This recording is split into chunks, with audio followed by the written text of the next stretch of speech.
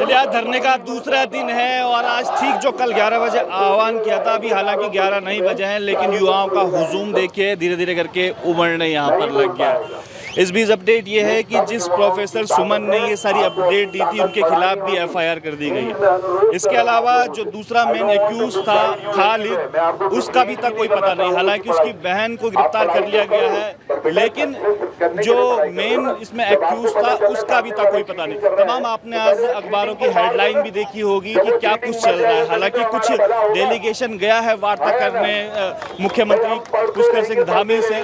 जब वो आएगा, जब वो डेलीगेशन वापस आएगा तब उसे जानेंगे क्या कुछ बात होगी। क्योंकि जिससे पहले ठीक अभी 11 भी नहीं बजे हैं, लेकिन धीरे धीरे के युवाओं का हुजूम जो है वो उमड़ना शुरू हो गया। यहाँ पर त्रिभुवन चौहान भी लगातार संबोधित कर रहे हैं। इसके अलावा बॉबी पवार और तमाम भीड़ आप यहाँ पर जरूर देख सकते हैं और यहाँ पर तमाम वो लोग भी यहाँ पर शामिल हैं। चलिए, उनके बॉबी पवार के पास ही हम लोग आते हैं। बॉबी भाई, दूसरा दिन आज है, लेकिन अगर अखबारों की हेडलाइन देखें तो आपको भी कहीं ना कहीं अब संदिग्धता के घेरे में उन लोगों ने खड़ा कर दिया है कि बॉबी पवार भी जब उनके पास आ गए थे तो क्यों पुलिस के पास नहीं गए। तो संदिग्धता के घेरे में आपको भी आज अगर हेडलाइन आप देखिए, मैं तो चाहता हूँ कि बहुत अच्छा अवसर है, बहुत अच्छा अवसर है।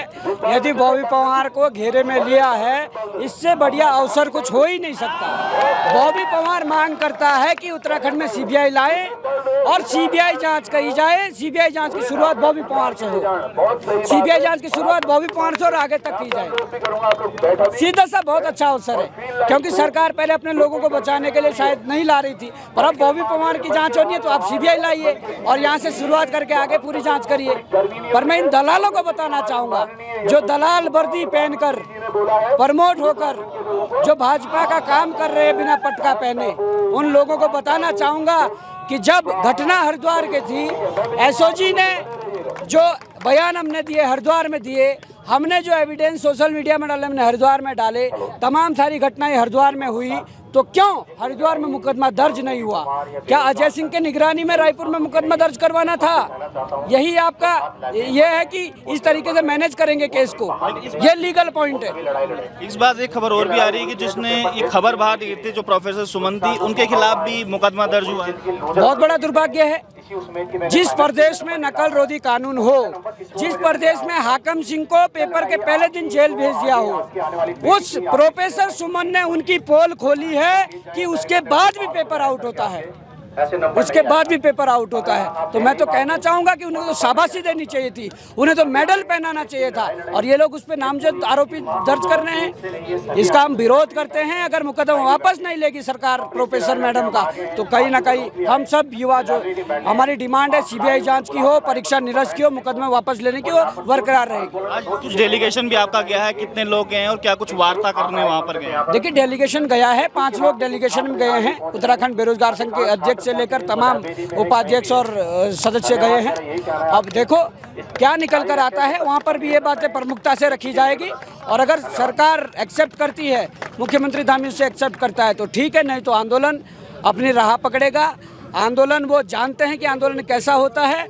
अगर अभी भी सबक नहीं लिया, युवाओं के सब्र का यदि बांध टूटा नहीं है, जिस दिन टूटेगा उस दिन कौन कौन इसमें बहेगा, ये मुख्यमंत्री को सोच। वार्ता करने गए तो जो आपने सीबीआई जांच का आपने जिक्र किया, दूसरा आपने जो जिक्र किया कि जो सुमन पे मुकदमा हुआ उनको शायद वापस लेने के लिए किया, इसके अलावा और क्या क्या है जो वहाँ पर आप बात डेलीगेशन बात? सीबीआई जांच का है, पेपर निरस्त का है, जिस महिला पर गलत तरीके से मुकदमा किया उसको मुकदमे को वापस लेने की बात है, और भी जो इसमें पारदर्शिता लाने की बात है। जब रिजल्ट जारी होते हैं तो उसमें नाम, पिताजी का नाम, नंबर, रोल नंबर सब होना चाहिए।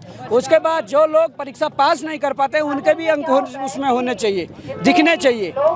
पर ये सारे रिफॉर्म के लेकर वो गए हैं और ये सारी वार्ता होगी। लेकिन इससे पहले भी आश्वासन तो मिल चुका है सीबीआई का, उसके बाद भी नहीं हुआ, तो क्या आश्वासन पे मानेंगे कि क्या क्या बात रहेगी? इस बार आश्वासन पे नहीं मानेंगे, या तो सीबीआई आएगी या धामी जाएगा।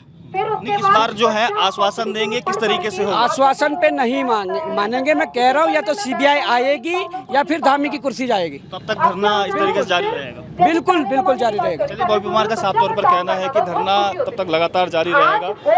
चलिए, बेरोजगार संघ के जो जिला उपाध्यक्ष हैं विशाल हमारे साथ में। विशाल, आज डेलीगेशन गया है मिलने के लिए आप लोगों का, क्या कुछ वार्ता रहने वाली है वहाँ पर? देखिए, उसमें अभी डेलीगेशन गया है, उसमें मुख्यमंत्री ने आश्वस्त किया है कि हम बहुत जल्द इस पे या तो सीबीआई जांच करवाएंगे या आगे जो भी हमसे कार्रवाई होगी वो हम करेंगे। तो अभी आश्वासन मिल चुका है कि किस तरीके से अभी वार्ता हो रही है? अभी आश्वासन ही है, लेकिन अभी उसमें कोई कार्रवाई या मतलब उसका कोई पक्का सबूत नहीं है कि हम कार्रवाई करेंगे या अभी क्या कुछ करने वाले हैं? जो लगातार धरना जारी रहेगा कि उसको आश्वासन के बाद अब हटा दिया जाएगा? देखिए, अगर मुख्यमंत्री धामी जो हमारी मांगे हैं सीबीआई जांच को लेकर, या जो ये परीक्षा माफिया बार बार जो है पेपर लीक करते आ रहे हैं, अगर इन्होंने इस पर कार्रवाई नहीं करी या इन पर अगर सीबीआई जांच नहीं हुई तो हम यहीं धरने पर बैठे रहेंगे। धरने पर बैठे रहेंगे लगातार। त्रिभुवन चौहान भी हमारे साथ में है। त्रिभुवन भाई, बड़ा भाषण भी आप दे रहे थे, उसमें लगातार जिक्र भी कर रहे थे कि भाई ये जो है कल के दिन जो भाजपा के लोग हैं उनके भी बच्चे कहीं ना कहीं इसमें आएंगे। आज डेलीगेशन मिलने जा रहा है, लेकिन इससे पहले तमाम अखबारों में खबर आप देखेंगे, खबर ये है कि एक दो जो प्रोफेसर सुमन थी जिन्होंने आपको वो स्क्रीनशॉट वगैरह दिए थे, उनके खिलाफ भी एफआईआर होगी। बॉबी को भी संदिग्धता के घेरे में इन्होंने लोगों ने खड़ा कर दिया है। दूसरा वार्ता भी आप लोग करने जा रहे हैं जो डेलीगेशन गया, क्या लग रहा है इन सब चीज़ों को मिला जुला के? देखो, बहुत बड़ा दुर्भाग्य है। सोचिएगा, आज मुझे तो ये बड़ी बेकार लग रहा है कहते हुए भी कि किस तरह से हमारे जो कप्तान हैं वो बिना भाजपा का पट्टा डाले भाजपा प्रवक्ता के जैसा कार्य कर रहे हैं, जो नहीं करना चाहिए। उनको लॉ एंड ऑर्डर के लिए रखा गया है, उसको उनको रखना चाहिए। लेकिन जिस तरह से आज प्रदेश चल रहा है, हमारा बहुत बुरा हाल है। पेपर लीक में जो सबसे बड़ी महिला है जिसने कि सबूत दिए, नहीं तो ये बाहर ही नहीं आती बात। अगर वो फ़ोन नहीं करती या मैसेज नहीं करती, बाहर ही नहीं आती। हो सकता है पुलिस में अगर वो उस मामले को देती तो ये चीज़ें वहीं दब जाती है ना, पर ये बाहर आई क्योंकि उस महिला की वजह से। और आज देखिए कितनी शर्मनाक है, उसी महिला को इन्होंने वो बना दिया है ना। तो ये बड़ा बहुत बुरा है।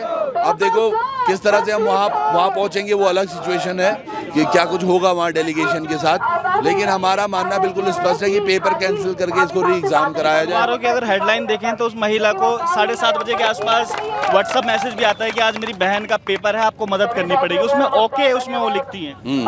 हाँ, तो उनको ये नहीं पता सही ये हुआ क्या था। उस महिला ने उस कॉल में एक चीज़ और बोली कि फरवरी के माह से वो आदमी इनको फ़ोन कर रहा था कि मेरी बहन तैयारी कर रही है, तो उसको थोड़ा उसको नहीं पता था कि आज वो दिन है या क्या दिन है, वो इसलिए ऐसा हुआ है। लेकिन इससे एक सवाल ये भी तो उत्पन्न होता है कि 7:30 बजे जो मैसेज कर रहा है, इसका मतलब उसको पता था कि ये पेपर बाहर आने वाला है, इसलिए उसने सब चीज़ें करी। वो चीज़ों को बताया जा रहा है। उस महिला ने जैसा कहा है कि भैया 2.5 महीने पहले, वो जनवरी फरवरी में, और ये बात तो चौधरी जो IPS है उनके सामने हुई थी, क्योंकि ये मैं इसलिए बोल पा रहा हूँ, SOG हरिद्वार ने जब पकड़ा था तो वहाँ पे ये बात हुई, और जो IPS है चौधरी साहब, उन्होंने ही बात की थी उस महिला से। तो उस महिला ने ये बोला कि फरवरी में इनका पहले फ़ोन आया था कि भैया मेरी बहन पेपरों की तैयारी कर रही है, अगर इसको कभी कुछ ज़रूरत पड़ेगी तो ये आपको मैसेज करेगी। इसके अलावा बहुत सारे ऐसे सवाल भी आ रहे हैं, जैसे पॉल्यूशन विभाग का एक और आउट हो रहा है, जो भर्ती होनी है 11 लोगों की, उसमें ग्रुप C की एग्जाम है, लेकिन खाली इंटरव्यू के तरीके से वो लोग कर रहे हैं। तो लोग सवाल इस पे भी कर रहे हैं कि ग्रुप C की परीक्षा है। नहीं, बिल्कुल सही बात है। ग्रुप C के एग्जाम को इस तरह से ये कहीं ना कहीं मैनिपुलेशन होके ही हुआ है,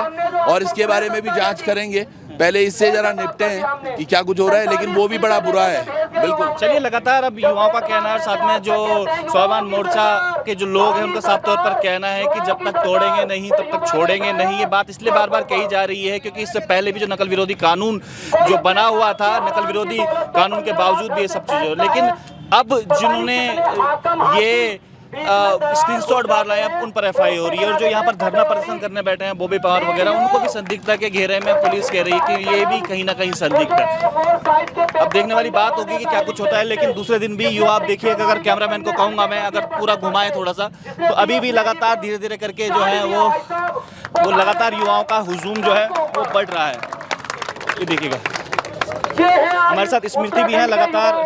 लगातार जो है स्मृति कहीं ना कहीं जब भी इस प्रकार के मुद्दे होते हैं तो स्मृति क्या लग रहा है, लगातार अभी आपका मैं भाषण भी सुन रहा था और आप कह रही थी कि कुछ आपने एग्जाम्पल भी दिया था चोरी का, और लगातार रहती है। किस तरीके से देख रही हैं पूरे मुद्दे का? आप तो लगातार सक्रिय रहती हैं।